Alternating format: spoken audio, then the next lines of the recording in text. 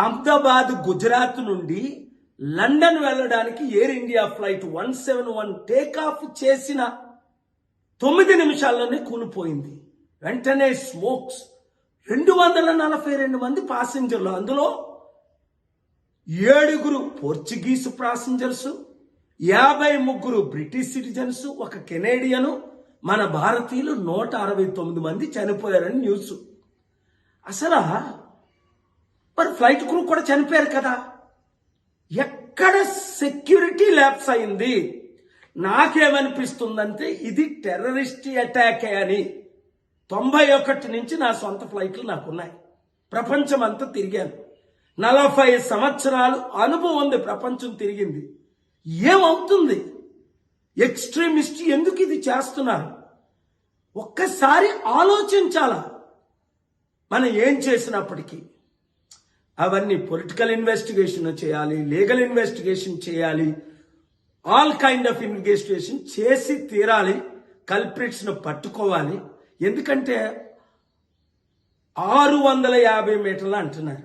అంటే ఒకవేళ చెకింగ్ బ్యాగులు కాకుండా బ్యాగేజ్ ప్యాక్ చేసి పంపిస్తారే ముందే, చెక్డ్ బ్యాగేజెస్ అని, అందులో ఏమైనా బాంబులు పెట్టి 500-600 మీటర్లకు వెళ్ళగానే ఇక్కడ ఏమైనా రిమోట్ కంట్రోల్తో నొక్కారా? అదొక పాసిబిలిటీ. లేదా పాసింజరే రిమోట్ కంట్రోల్ పెట్టుకొని లోపలికి ప్రయాణం చేశాడా? రెండో పాసిబిలిటీ. లేదా క్యారీ-ఆన్ బ్యాగ్లోనే ఇది జరిగిందా? మూడో పాసిబిలిటీ. లేదా ఎయిర్ ఇండియా ఫ్లైట్లోనే మన మూవీలో చూసినట్టు ఏమైనా ఫిక్స్ చేశారా ముందే? నాలుగో పాసిబిలిటీ. ఇదైతే న్యాచురల్ యాక్సిడెంట్ గా నాకు అనిపించట్లేదు. నేను ఇన్వెస్టిగేషన్ ఆఫీసర్ కాదు.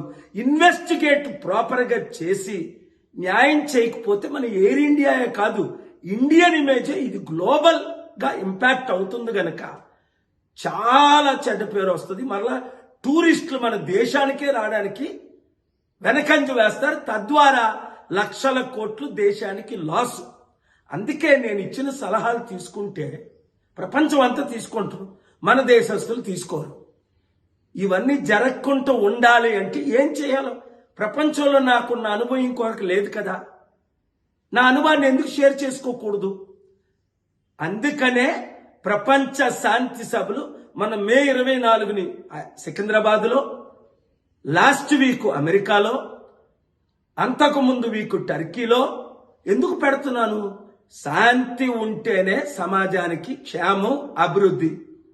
ఈ వీడియో ప్రతి ఒక్కరికి షేర్ చేయండి. శాంతిగా బ్రతుకుదాం. హిందూ, ముస్లిం, క్రిస్టియన్ ఈ కల్లోల గొడవలు మనకొద్దు. మనం అందరం భారతీయులు, వరల్డ్ సిటిజన్స్ అందరూ. Let us live in peace. Thank you very much.